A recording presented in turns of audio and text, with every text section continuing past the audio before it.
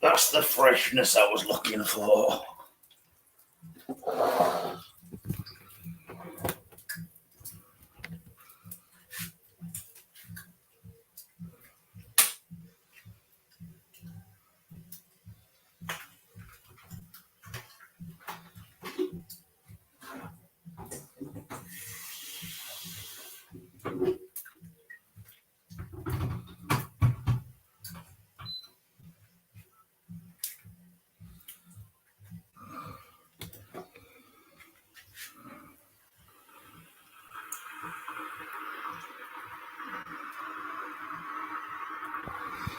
Yes, I'm just having some bacon here with coffee.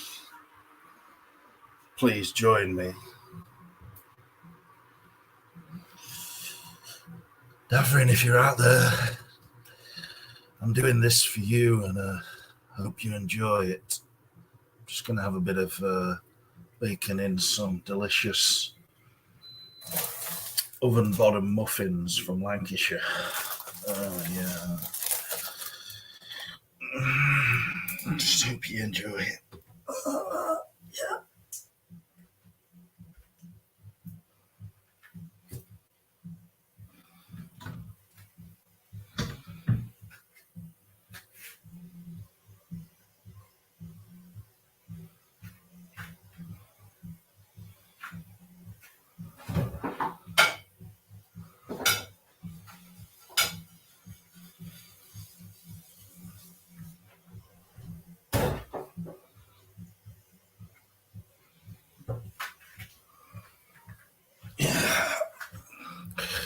I think one of the secrets to having bacon on a oven bottom muffin is to make sure the bacon is just super crispy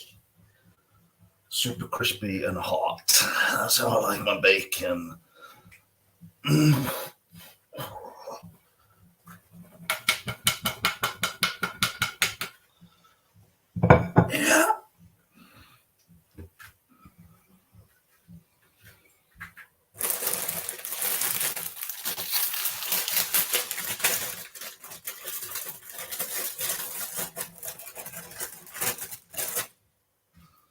This is a muffin here, you see.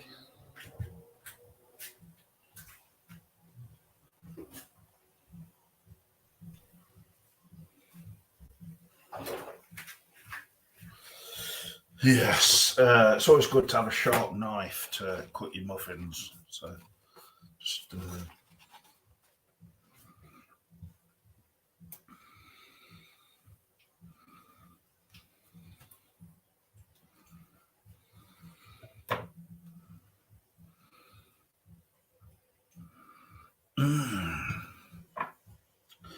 that's the freshness I've been looking for.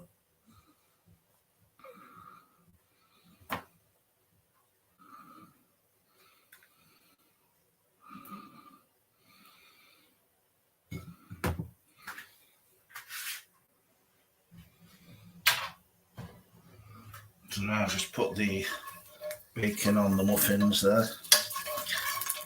It's 2 slices of bacon per muffin. That's what I'm talking about.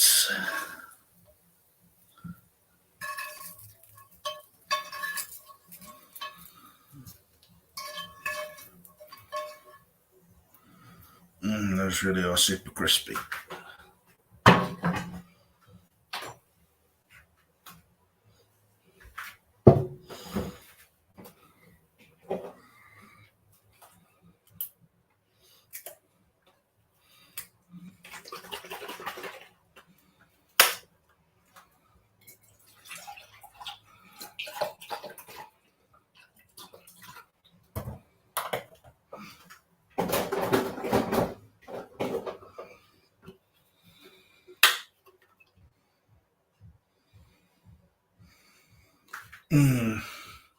Just put a drizzle there of the tomato ketchup. This came out a bit strange, but anyway, it's about right.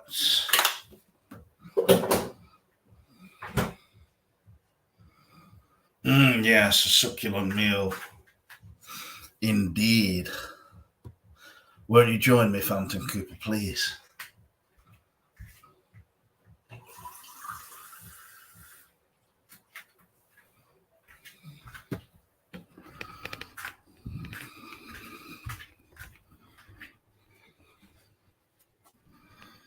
Succulent meal. Just get into the starting position.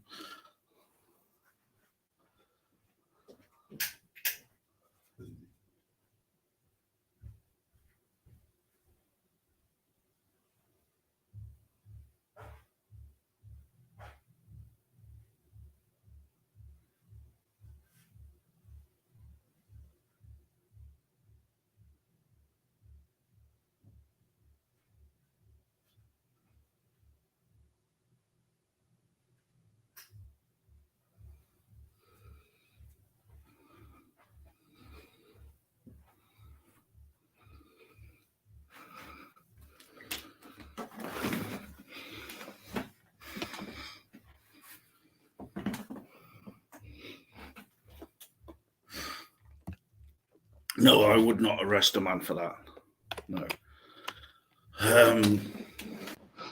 If he's enjoying a succulent Chinese meal, I think that's an entirely legal thing to be doing.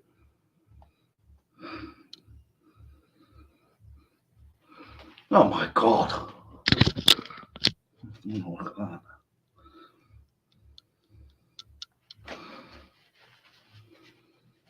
Anyway, so now we're in seated position. I think I will just enjoy the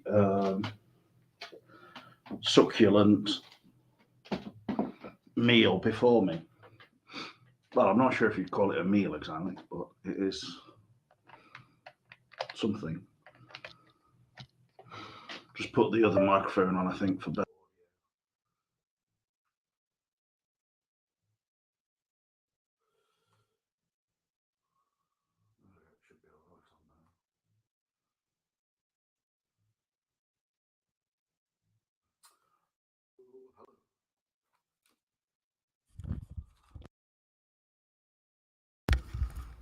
Hello.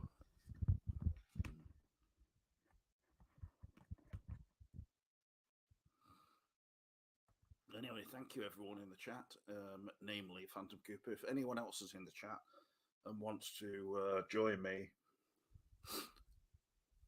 having a succulent bacon muffin evening supper, then please do. Let's do this together. It is being done by request for Davorin Dukic, a big fan of the show. So, fortunately, he doesn't seem to be here at the moment. So, just send him the link anyway.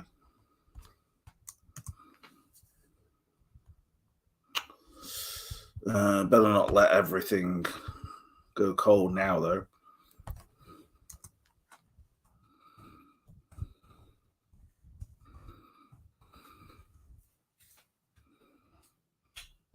Just send out an invite. If anyone is in the chat now and they want to join me, here is a link in the chat which you will have to copy paste.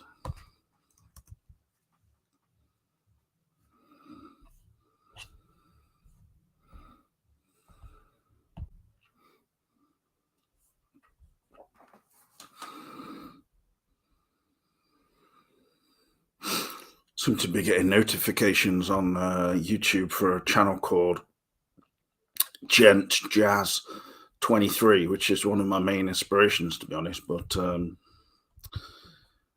yeah, Gent Jazz, great channel.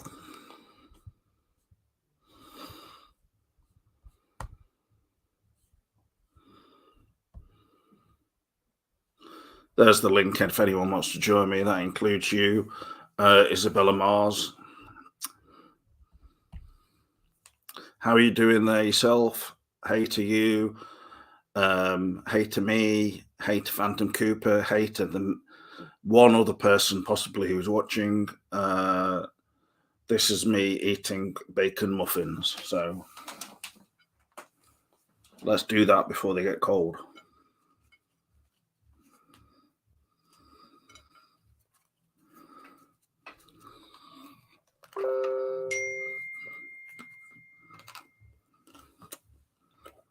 Now getting a few people who are watching from Telegram, which is a different form of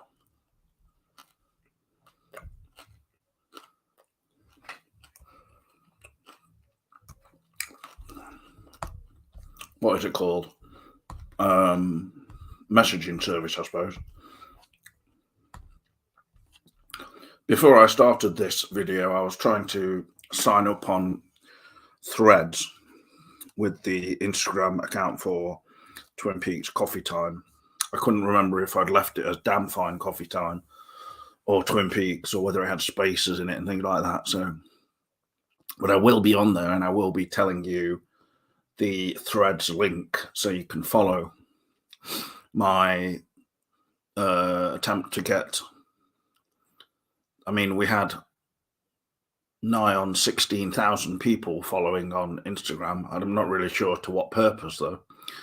So if I could try and give that some kind of purpose, especially through Threads being connected to Instagram, could be a good thing.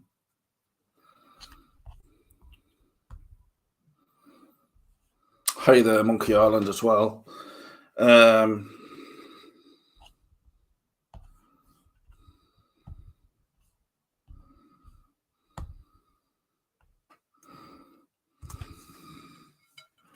Must say, this is a super crispy bacon I've made here.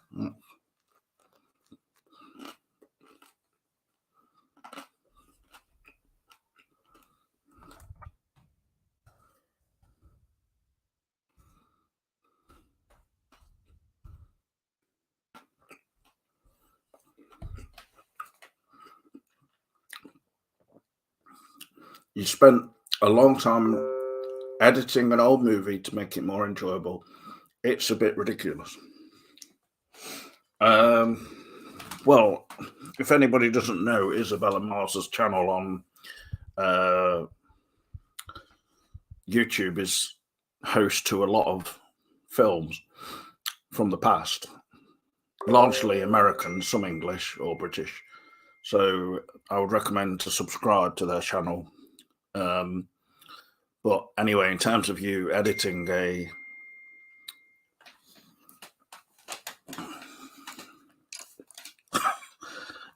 film, what is it?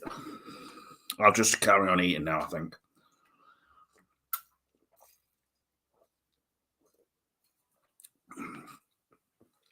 Monkey Island asks, James, do you have a good survival knife? No, I don't have any form of survival knife, I will say.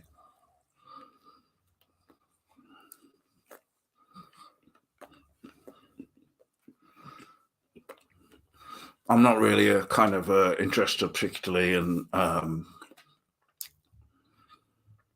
kind of macho endeavor. That's more something that Voltaire would do, I imagine.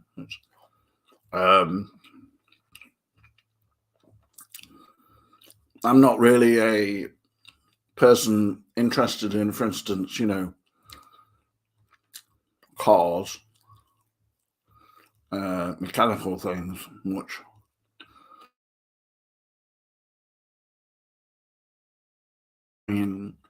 But I'm not someone who would end up looking in an engine, in a car and find it interesting or something.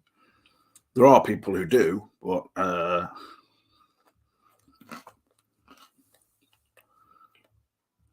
mean, there's got to be someone who's interested in it because cars are a major form of transport, I suppose. But at the same time, there's no rule generally that people have to be interested in it. It's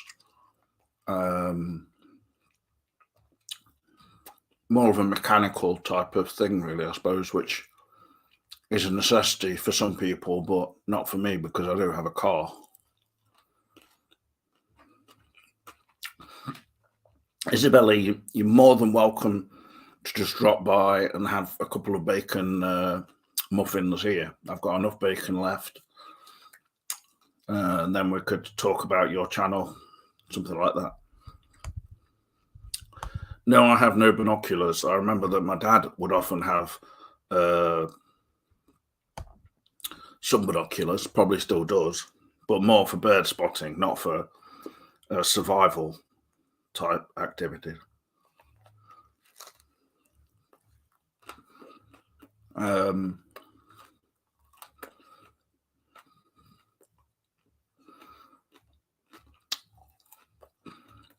I would quite like some of those night vision type of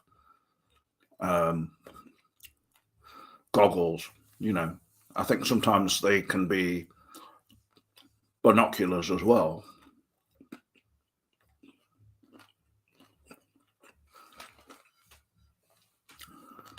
You know, say you're out and about in the night and you just want to do a zoom focus at some, say you see some delightful blue tits or something on the horizon, you can zoom in on the tits.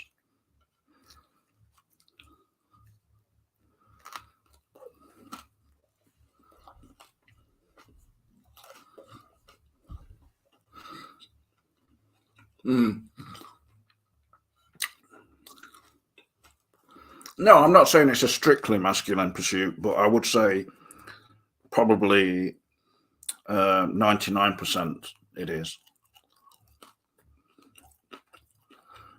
That's merely my point of view, but I think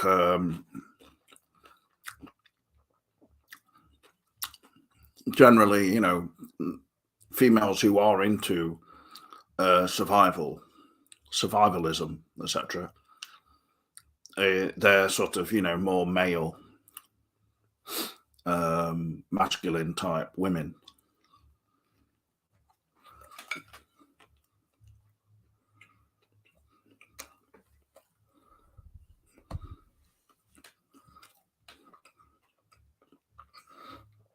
CinemaScope. No, you definitely don't see much CinemaScope these days in terms of cinemas that are sort of suited to showing that, because it's even wider really than films like the new Mission Impossible or the new Indiana Jones. Those are just 235, I imagine. So, and then sections of the new Mission Impossible Dead Reckoning Part 1 are filmed in IMAX. So that's not even that ratio. That's more whatever IMAX ratio is, bordering on 4:3 ratio. I kind of don't really see the point, to be honest, of a lot of this IMAX these days sometimes. But if you've seen it in a real IMAX cinema, then I do see the point of it. In London, like people going to see Dead Reckoning, in the London IMAX cinema that they've got, where it's a genuine IMAX screen, like three double-decker buses high or something like that. And very wide and big. The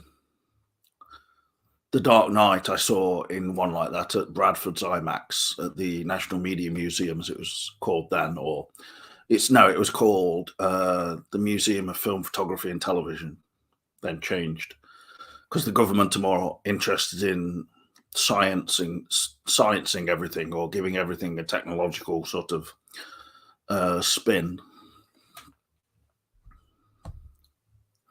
Even though I don't really think that technology in terms of computers, etc., really brings that much to films in terms of visuals.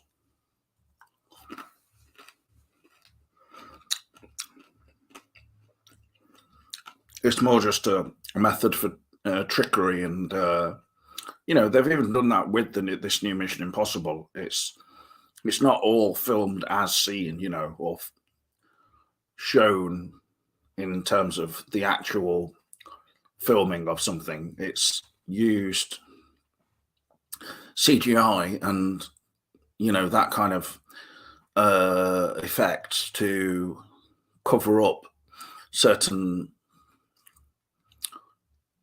sort of like the actual framework and sort of woodwork behind the actual stunt. For instance, the new one, in this new Mission Impossible is where he's on a bike and not a tricycle, just like a motorbike. And it's going over a cliff, basically, but they didn't film it with him literally going over a cliff. Unfortunately, they used all these kind of wooden stunt arrangement, sort of like a roller coaster, really. And then somehow through the CGI trickery, it's made to look as if he's going off the edge of a cliff, and then letting go of the motorbike and then flying into the air, down, and by force of gravity, in case you've not heard of that, and then a parachute. So it's sort of some degree of abseiling. I think they should have done it more with a form of some kind of bungee jump or something like that, but Tom Cruise wasn't that keen on that idea, so it's his loss. I actually met with Tom Cruise whilst he was making Dead Reckoning Part 1, and I actually suggested it be Part 1 of 18 parts, like with Twin Peaks: The Return. And at first, he'd never even watched Twin Peaks: The Return. But I said, Tom, you've got to get back to your trailer and get watching Twin Peaks: The Return. And I told him it was on Paramount. And he went straight back, and he's got free access to Paramount, which was impressive. So he watched it all over the course of the next couple of weeks, and he was ready to go with 18 parts of, Dead Reckoning parts 1 to 18, each part being something up to 3 hours, basically. Like this new one is 2 hours, 43 minutes or something like that, because it's literally just balls to the wall action for 2 hours, 43 minutes. I mean, there's no way they could edit that down in any way, because it was just that good. And Tom says, no, don't edit any of it out. It's brilliant. I'm going to do 18 parts, at least this long. And yes, maybe sometimes it will become incomprehensible to some people. There'll be no story. My character will probably change into another character called something like, Stephen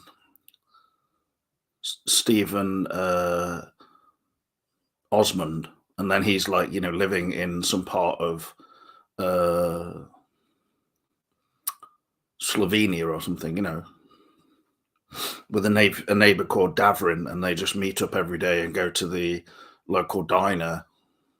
They're both unemployed, and so it's just a different kind of way of making the whole Mission Impossible films become probably more entertaining and more gripping for people. And there would be like at least a 3-hour scene set in a diner in Slovenia with this new character, Stephen, and Davorin, basically trying different pies, etc. From just the basic kind of pies that people have, apple, cherry, key lime pie, to going into rhubarb, and more, probably more dishes known in places like Slovenia or that area of the world. So it would be dramatized, but at the same time would be also enjoyable for people who just like watching discussion of pie, really. And Tom Cruise was like, this is a great idea. Thank you, James, of Twin Peaks Coffee Time. And I said, no problem, Tom, it's not my idea. It was David Lynch and Mark Frost's. So, I'm merely just relaying this kind of creative language. So I don't know where that's going to take Tom Cruise in terms of his film journey. Yeah. Cars are overrated. I hate mine. I don't understand how you can have a car if you're like 16 years old, Phantom Cooper. That's just... You enjoyed my ecstasy video. There was some hiking footage in it. That's why I asked. Well, it looks like hiking, but it's not really. It's just me going down this. It's called locally the Greenway, and changing it so that it will be used by the general public, people on bikes, walking. Because right now it's not really suitable for walking. But obviously it creates quite a good sound on the video. But yeah, I'm not really a survivalist. I wouldn't say Monkey Island. I can't make that claim. Isabella, I might have some I've just got some kind of like fruit and things like that. There's nothing else I really need to start eating later than this. I'm sure I've had enough all day already, really. And it's not like I've been walking 10 miles or something, so.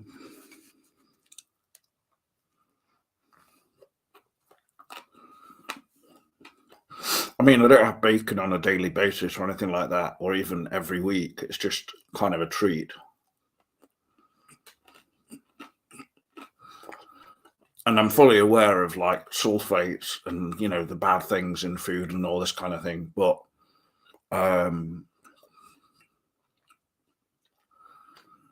if you buy the cheaper bacon in the co-op, it doesn't really fry properly, in my opinion. And they only have a very basic range in there, so.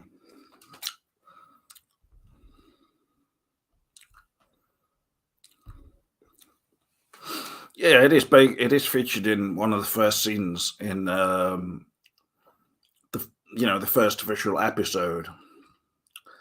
In terms of after the pilot episode, Cooper's at breakfast and he asks for bacon super crispy, and he says, I know it's hard on the arteries, but not as hard as I need that bacon," or something, words to that effect. So,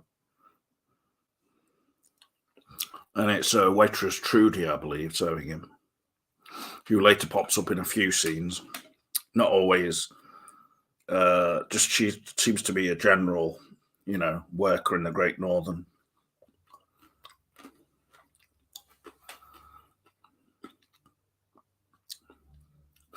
One of the women in a later scene is also in Wild at Heart, for instance. And appears in the last episode of On the Air, Part 8, Episode 7, directed by Jack Fisk. And that one was written by Lynch and Engels. Probably one of the best episodes easily, where she's the shoe. Well, I don't know about shoemaker, but they call her the shoemaker, I think. And she's just wearing different forms of different shoes. And the director and Miguel Ferrer's character, they're sort of salivating over her shoes and smelling them and saying, "This one smells like it's got mink oil on it," and things like that. And they sort of do this kind of a whole dance where they're holding up the shoes at the end. That's the end of the episode, basically. Pretty strange ending for On the Air, but still, at least it was a good episode. Because between episode 1, which is David Lynch directed, and episode 7, it's pretty debatable in terms of the quality of the episodes for On the Air, in my opinion, at least. I mean, it's very obvious why ABC sort of said, this is just like not what we asked for. I mean, they wanted obviously to make a comedy show, but yeah, it was very crazy humor, broad, and just downright stupid, really. So scenes with Ian Buchanan's character, kind of, his voice going all strange because of some machine. I mean, it most definitely wasn't Twin Peaks, but it was its own thing. And some people would say that it was a commentary, really, on Lynch and Frost's experience with ABC television and the way in which the network sort of pushed and pulled them towards making Twin Peaks, more commercial or more basically a murder mystery, which, after all, when it started, it wasn't supposed to be just a murder mystery. It was supposed to be more like a soap opera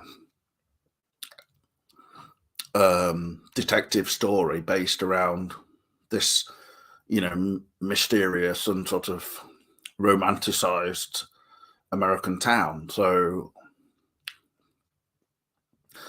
they agreed to have a revelation in the sort of first 7 episodes, or at that point of the second season. And it's pretty obvious that I would say, even though Frost was pretty much in agreement with it going that way, because it was inevitable, I think Lynch was pretty right in terms of the way it would affect the show, because as soon as Leyland was revealed as the murderer of Laura Palmer, then it basically didn't have any other plot lines for a while, and that was like blatantly obvious. And it even had, 3 days later, then it went to the wake for Leyland, and it was sort of strangely comical in that scene, almost like, why is the episode like this? Surely this should be really sad, and downbeat, but the episode was different in terms of, the way it was directed, or just the approach. And I don't think, I think there's some people who'll probably apply some kind of theory to that, or come up with some kind of idea of this is what the showmakers specifically wanted to do at that point. So they opted to make it kind of comical rather than sad. But I don't think that was true. I think that it was just the way it came out. And I certainly don't agree with people like Twin Perfect, who sort of make their attempt to offer this kind of definitive analysis of Twin Peaks, where the whole thing is some kind of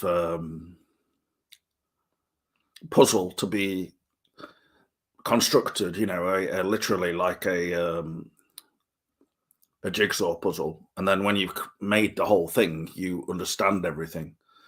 And it's just not like that at all. It's like every episode is its own thing, really. They brought in different directors for each episode, different writers. And even with Twin Peaks: The Return, I would argue the same. I don't think that Lynch made it with this kind of idea of,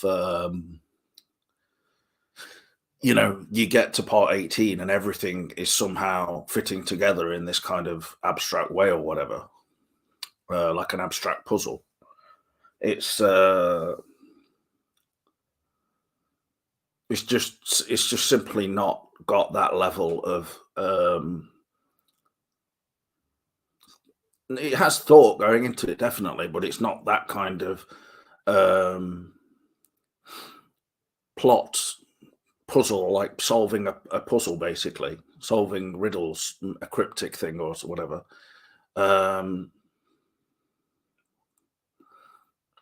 Otherwise, I think if Lynch had wanted to make the show, especially, Twin Peaks: The Return I'm talking about now, like that, then he could have done quite easily, especially by including large portions of the secret history of Twin Peaks, etc., the Frost's books, and how he often said, that's Frost's sort of angle on everything. This is mine, the show. And they were different in that sense. They were sort of separate.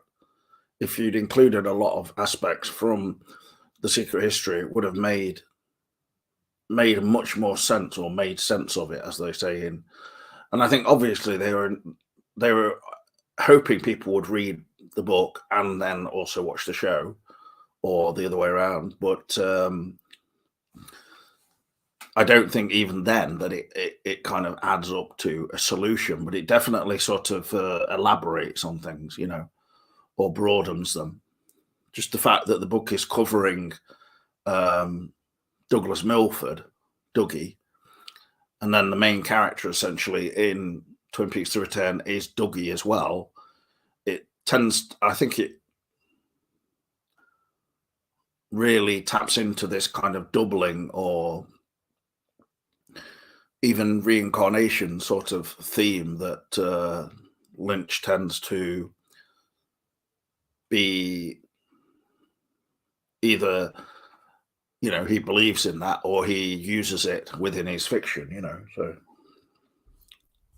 well, I think both are true, really. So, good evening to Gary, and good evening to Phantom Cooper as well. Again, new shoes. I don't know why you're driving if you're only 16, Phantom Cooper, can I just say?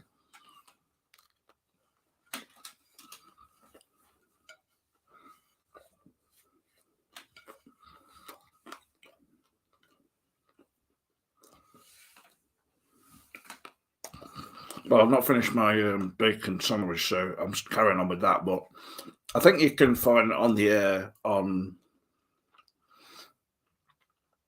places like YouTube or Daily Motion. Not maybe in very good quality, though.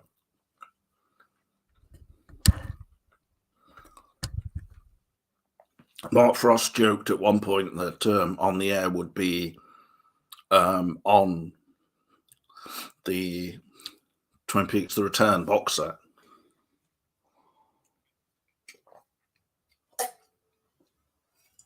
Well, I think it was a joke. It's not an impossibility.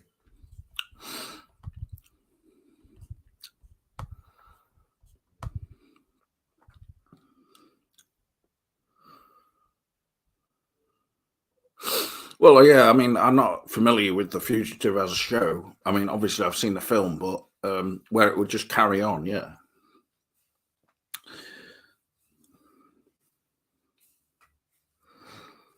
Or a bit more like a show maybe like The Prisoner, where it could just carry on sort of forever, essentially, although of course that show didn't. But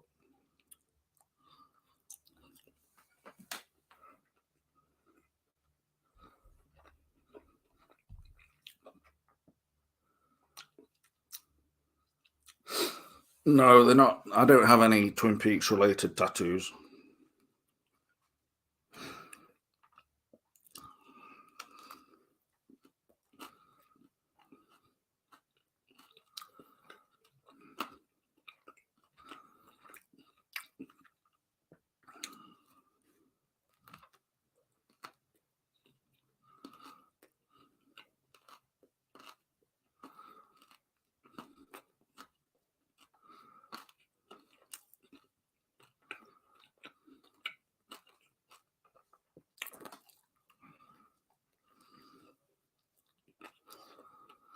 Well, I'll take photos of my tattoos and then present them on an actual episode.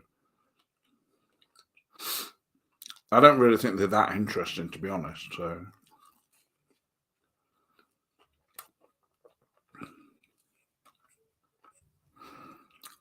I mean, they make as much sense as the episode titles for Twin Peaks: The Return, in a way.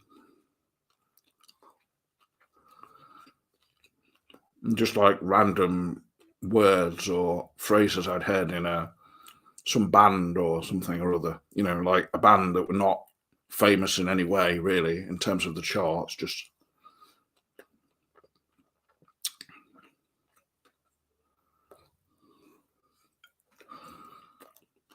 I mean, I think I was probably like a hipster before hipsters, really.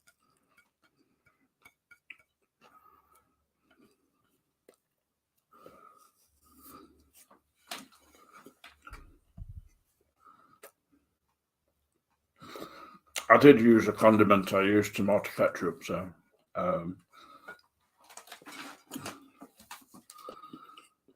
Thank you for joining me on my bacon sandwiches. I didn't actually have any coffee because I was just trying to concentrate on making the bacon sandwich in there. So,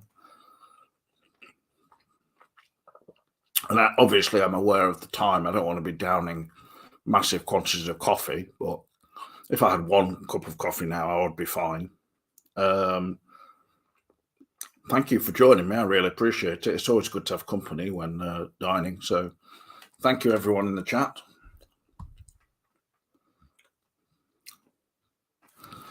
Thank you, Isabel and Mars.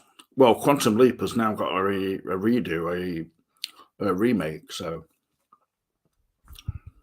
not sure if that's on Paramount. Apparently it's supposed to be okay. It's rather 90s sort of set, so it's a bit beholden to that kind of era. I mean, if they had a nod to Twin Peaks in it, that would be good, but it's probably unlikely. Coffee at night can actually help you sleep. I think in moderation, yeah. It's like tea or something in that it probably, it kind of speeds your mind up a little bit, but then it just quickly subsides and you flop afterwards.